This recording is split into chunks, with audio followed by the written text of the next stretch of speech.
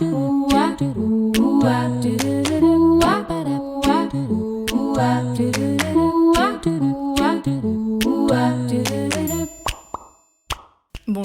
et bienvenue sur le podcast À votre pleine santé, le podcast naturo qui vous accompagne vers une alimentation saine et gourmande et qui vous donne les clés pour une santé optimale en toute simplicité.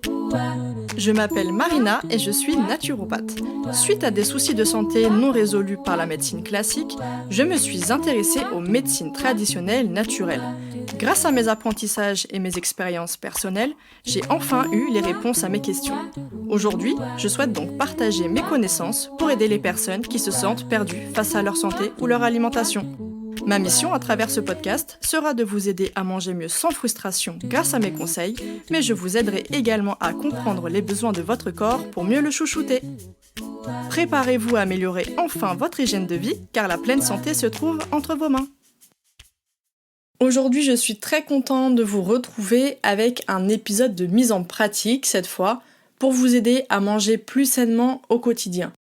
Et oui, déjà, Hippocrate, donc père de la médecine occidentale, nous disait avec sa célèbre citation que ton alimentation soit ta première médecine. Et en effet, la manière dont vous allez vous nourrir va jouer un rôle fondamental dans votre état de santé. Mais malheureusement, certaines habitudes alimentaires quotidiennes peuvent nuire à cette santé, et ce, sans même s'en apercevoir. Je vais donc vous partager les 2 conseils de base, faciles à comprendre et simples à appliquer, que je donne d'ailleurs dans chacune de mes consultations pour aider les personnes à manger mieux et à faire de son alimentation un précieux atout pour sa santé. Avant de poursuivre l'épisode, je tenais à remercier 3 personnes, donc Latifa, Julieta et Jean-Sébastien, qui m'ont tous les 3 laissé un avis sur mon site directement concernant mon dernier podcast, mon dernier épisode sur le burn-out, là où je partage mon histoire personnelle. Donc vraiment, je vous remercie infiniment, mais également à toutes les personnes qui m'ont laissé un message vocal, qui m'ont laissé un message sur Instagram ou les divers réseaux sociaux. Je vous remercie infiniment, ça me va droit au cœur. J'ai été vraiment très très touchée par vos retours. Comme vous le saviez, c'était un petit peu compliqué pour moi de me dévoiler, mais quand j'ai lu tous vos retours et que j'ai vu que ça avait parlé à beaucoup de personnes, au final, je me suis dit que c'était vraiment une bonne chose, j'avais bien fait d'écouter mon instinct. Donc voilà, je tenais à vous remercier de manière globale, du fond du cœur. Encore merci et merci. Voilà, maintenant que la séquence émotion est terminée, on va passer à notre épisode. Alors, je vais donc vous partager mes 2 conseils. Le premier conseil, ça va être de consommer plus de produits d'origine végétale et moins de produits d'origine animale. En effet, la première chose à mettre en place, c'est d'augmenter l'apport en végétaux, donc les légumes principalement, et de diminuer la viande. Je sais pas si vous vous souvenez, mais dans l'épisode sur la Blue Zone, donc c'était l'épisode numéro 21, on a vu ensemble que ces populations centenaires en excellente santé ne consommaient qu'une portion de viande par semaine, si ce n'est moins parce que certaines étaient même végétariennes. Malheureusement, aujourd'hui, on fait face à une surconsommation de protéines animales et notamment de viande. Donc, quand je dis viande, je parle du bœuf, de la volaille, de la charcuterie, etc., etc. Donc, tous les animaux terrestres. Et cette surconsommation de protéines animales va nuire non seulement à la santé digestive, à la santé globale, mais aussi à la santé environnementale. Et comme je le dis à chaque consultation, il vaut mieux manger beaucoup moins de viande et acheter de la viande bio et éthique avec les économies réalisées. Parce qu'en effet, si au lieu d'acheter de la viande bas de gamme et d'en consommer régulièrement, vous allez acheter de la viande de qualité et en consommer beaucoup moins, eh bien le coût sera à peu près identique et ça va surtout venir préserver votre organisme des antibiotiques, des pesticides, des hormones de croissance qui sont contenues dans la viande conventionnelle. Et d'ailleurs, je précise aussi que quand je dis une viande de qualité, ça veut pas forcément dire une viande de boucherie, parce que beaucoup pensent que la viande de mauvaise qualité, c'est uniquement la viande qu'on va trouver en supermarché, dans certains rayons, et que dès qu'on va chez le boucher, c'est forcément la viande de qualité. Eh bien ça, c'est une fausse idée reçue, absolument pas. Je vous invite vraiment à prendre de la viande bio pour vous préserver au maximum de toutes ces substances nocives. Votre foie vous en remerciera. D'ailleurs, si ce n'est pas déjà fait, je vous invite à écouter l'épisode 27 sur la détox et comment le foie vient se détoxifier, comment ça se passe s'il est engorgé de toxines et toxiques, etc. Bref, donc votre foie va vous en remercier, mais votre santé aussi. Ensuite, au niveau de la surconsommation des protéines animales, on a également le cas avec les poissons. Et encore une fois, petit aparté, je vous invite vraiment à éviter le thon et le saumon pour votre consommation quotidienne, dans la mesure où ce sont les poissons les plus contaminés par les métaux lourds. Voilà, donc ça c'était un petit aparté, mais qui est pour moi assez important à faire. Et vous avez aussi tous les œufs qui sont cachés dans les produits déjà prêts ou dans certaines préparations, en plus de ceux que vous allez consommer tels quels, par exemple des œufs sur le plat, à la coque, etc. Et bien évidemment, on a aussi une surconsommation de produits laitiers. Donc tout ça, ça fait partie des produits d'origine animale et malheureusement, on a une tendance à avoir une alimentation trop riche en produits d'origine animale et peu suffisamment riche, donc insuffisante en produits d'origine végétale. C'est pourquoi il est temps d'incorporer des protéines végétales comme les légumineuses ou le tofu, le tempeh, etc. pour diminuer les protéines animales, sachant que les protéines végétales sont riches en fibres et en micronutriments, ce qui va leur conférer beaucoup de bienfaits pour la santé. Et ça, pareil, je vous renvoie encore à l'épisode sur les Blue Zones parce qu'on avait constaté que l'alimentation majoritaire était justement donc des légumes certes, mais aussi des légumineuses et des céréales. C'était vraiment leur source de protéines quotidienne. Et encore une fois, et comme je le dirai toujours, et je ne cesse de me répéter là-dessus, pour les céréales et les légumineuses, elles ne sont pas nocives pour la santé si vous les préparez correctement. Donc il faut absolument les faire tremper suffisamment, au moins une nuit, ça serait vraiment l'idéal, et ensuite bien les cuire pour pouvoir bien assimiler les protéines végétales. Donc, vous retenez bien ce premier conseil, il va s'agir de manger moins d'aliments d'origine animale et plus d'aliments d'origine végétale. Ensuite, on arrive à mon deuxième conseil qui est de consommer plus de produits naturels et moins de produits transformés ou modifiés. En effet, la deuxième chose à retenir, c'est que dans votre quotidien, donc à peu près 80% du temps, je vous recommande de consommer des aliments naturels que vous pourriez retrouver dans la nature. On va éviter donc deux catégories d'aliments sans pour autant parler d'interdiction. Je ne vous parlerai jamais d'interdiction, tout simplement parce qu'après il y a un risque de développer un trouble du comportement alimentaire comme l'orthorexie. Idem, ça je vous avais fait un épisode à ce sujet. J'ai oublié de noter le numéro, je suis désolée, mais vous l'avez, c'est la naturopathie mal exercée peut mener à des troubles psychiques importants. C'est quelque chose comme ça. Voilà, si ça vous intéresse, je vous renvoie vers cet épisode. Donc pour revenir à nos deux catégories d'aliments, si tu en consommes 2 fois dans ta semaine ou par exemple pendant tes vacances, ce n'est absolument pas dramatique, je te rassure tout de suite. Parce qu'il faut vraiment pas tomber dans les extrêmes de certains courants alimentaires, comme je l'expliquais, qui peut amener à des troubles psychiques, à l'isolement social, qui peut amener à beaucoup de frustration, etc. Donc ce n'est absolument pas mon but dans ce podcast, et même à travers mon contenu et mon travail. Donc dans notre première catégorie, on a les produits industriels et transformés. Ce sont les produits industriels qui contiennent des ingrédients et des additifs que vous n'allez même pas avoir dans vos placards. Et pour ça, il n'y a rien de mieux que de lire la liste des ingrédients. Si vous constatez que avec ces ingrédients, vous auriez pu le faire à la maison, ce produit, dans ce cas, c'est OK. Par contre, si ce n'est pas le cas, si vous retrouvez des noms que vous ne connaissez pas, des trucs un peu chimiques, des E, etc., là, effectivement, il va falloir les éviter. On retrouve aussi dans cette catégorie les aliments raffinés comme le sucre, les céréales ou encore les farines. En effet, le raffinage, c'est un procédé industriel qui va faire perdre beaucoup de nutriments et de fibres, et ça va priver malheureusement votre organisme de multiples bienfaits, en plus de favoriser certaines pathologies métaboliques. Donc, privilégiez les sucres complets non raffinés, toujours avec modération, mais sans interdiction non plus. On privilégie aussi les farines semi-complètes pour les ventres plus sensibles. D'ailleurs, je vous renvoie à mon épisode sur les troubles de la digestion si jamais c'est votre cas, ou alors des farines complètes. Et idem, on favorise les huiles vierges et si possible, première pression à froid, et on laisse tout ce qui va être huile raffinée ou les margarines. On arrive donc à notre deuxième catégorie, et là ça va être les produits modifiés génétiquement. Ce sont des produits où vous pourriez penser qu'ils sont naturels parce que vous ne voyez absolument pas la modification directement dans votre assiette, et pourtant il y a quand même un processus de modification, de transformation. C'est le cas notamment des céréales hybrides et du lait de vache hybride.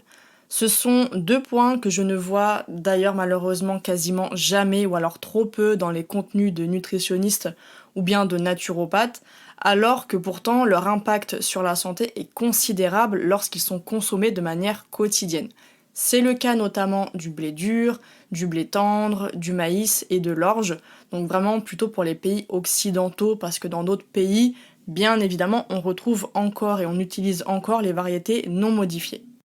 Pour rappel, j'ai consacré 2 épisodes, donc l'épisode 14 et l'épisode 15, qui sont détaillés pour mieux comprendre l'origine du problème et les effets du lait de vache répandu aujourd'hui, même le lait de vache bio, et oui, et de ses dérivés, donc les fromages, yaourts, fromage blanc, crème, etc. Et j'ai également fait un épisode sur le blé moderne, là c'est l'épisode numéro 3, parce que aujourd'hui on accuse assez hâtivement le gluten alors que le vrai problème se trouve dans cette fameuse modification génétique du blé. C'est pourquoi je vous recommande de privilégier plutôt les céréales anciennes, comme l'épeautre, qu'on appelle aussi le grand épeautre, qui est, je trouve, à mon sens, une des meilleures alternatives au blé moderne en termes de goût, de texture et aussi de praticité quand on n'a pas vraiment l'habitude d'utiliser d'autres farines et qu'on est très habitué à la farine de blé ou même pour les enfants qui n'ont pas l'habitude des saveurs qui peuvent être un peu plus marquées sur certaines farines, eh bien l'épeautre, je trouve vraiment que c'est la meilleure alternative. Et d'ailleurs, la bonne nouvelle aussi, c'est qu'on en trouve de plus en plus dans les supermarchés conventionnels, que ce soit sous forme de farine, mais aussi de pain au levain. Donc n'hésitez vraiment pas à regarder dans les boulangeries de vos supermarchés si jamais vous n'avez pas de magasin bio à proximité. Et comme je vous le disais, il y a de plus en plus de pains à l'épeautre qui sont commercialisés. Alors oui, après certains puristes vous diront que l'épeautre aussi a été modifié, que c'est une céréale hybride, mais en toute honnêteté, c'est incomparable avec les modifications du blé conventionnel. Donc il vaut largement mieux prendre de l'épeautre que du blé. Voilà. Après, sinon, vous avez mon chouchou, j'en parle très régulièrement sur Instagram, c'est le blé Khorasan Kamut que j'aime beaucoup. Vous avez aussi le seigle qui est très répandu, qui est très économique et qui est très intéressant de par sa teneur en fibres.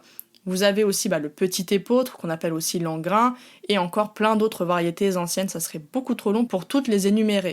Et pour les produits laitiers, eh bien, je vous recommande de privilégier les alternatives végétales à base de coco pour les yaourts, par exemple, ou encore à base d'oléagineux pour le lait. D'ailleurs, ça, j'ai partagé ma recette de lait express dans l'épisode consacré aux oléagineux.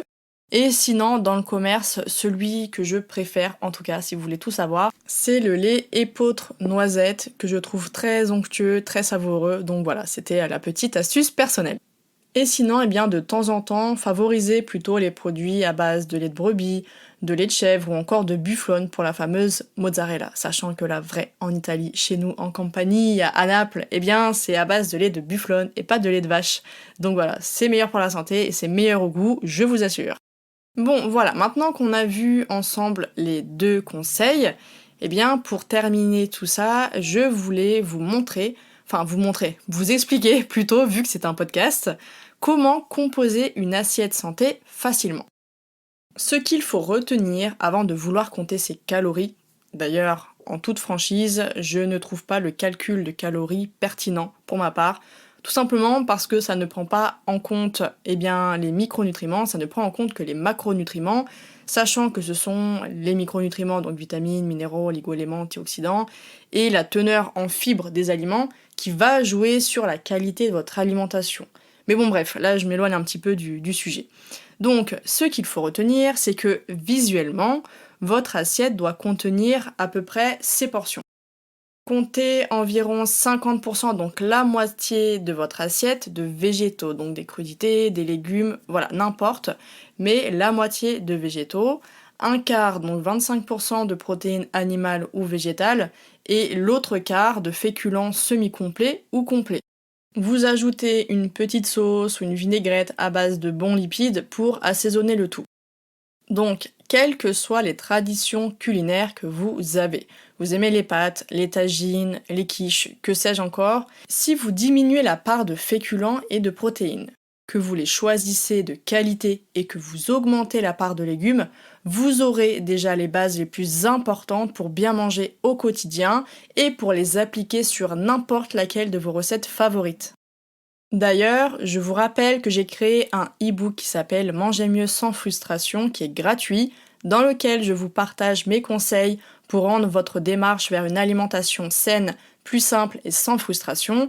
Et comme je sais que beaucoup n'ont pas le temps de tout faire maison, ce qui peut d'ailleurs constituer un frein dans certains changements alimentaires, c'est pourquoi je vous propose dans ce guide gratuit des options rapides avec des aliments déjà prêts pour les moments de rush, ainsi que des options fait maison pour les jours où vous avez plus de temps ou si vous avez simplement l'envie de cuisiner. Vous pourrez retrouver ce guide directement en lien dans la description. Donc, pour résumer les conseils que je voulais vous donner, vous partager à travers cet épisode. Le premier conseil, ça va être de consommer plus de produits d'origine végétale et moins de produits d'origine animale. Et mon deuxième conseil, ça va être de consommer plus de produits naturels et moins de produits transformés ou modifiés qui contiennent les produits industriels et transformés et raffinés, ainsi que les produits modifiés génétiquement. Quoi qu'il en soit, je ne vous incite absolument pas à jeter tout ce qu'il y a dans vos placards parce que je suis contre le gaspillage alimentaire, mais ce que je vous recommande en revanche pour y aller progressivement à votre rythme, eh bien dès que vous finissez un paquet de farine, un paquet de sucre, etc., là vous achetez de nouveaux produits plus sains comme ceux que je viens de vous énumérer. Voilà, c'est une façon d'y aller tranquillement, progressivement, sans pour autant jeter tout ce qu'on a déjà chez soi, parce que comme je l'ai dit, je ne prône absolument pas le gaspillage alimentaire. Pour finir, je vous annonce exceptionnellement que lundi prochain, donc lundi 6 septembre en matinée, il y aura une super méga surprise.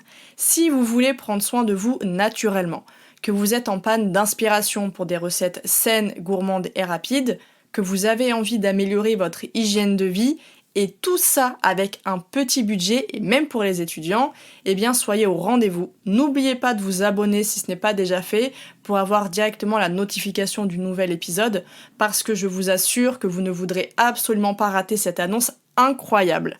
J'ai tellement hâte de vous présenter tout ça, et en plus, il y aura même un bonus que je garde secret pour l'instant. Quoi qu'il en soit, je vais vous gâter, donc je vous donne rendez-vous lundi.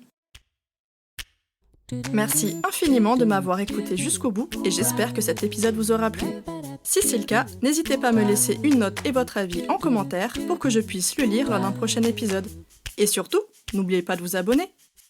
Je vous donne rendez-vous un mardi sur 2 pour améliorer votre hygiène de vie grâce au podcast À votre pleine santé. Retrouvez quotidiennement mes conseils et astuces sur Instagram, sur le compte Ma Vie Saine et Moi, mais aussi Facebook, Pinterest et sur le blog de mon site web maviesaine-et-moi.com. À très vite et prenez soin de vous.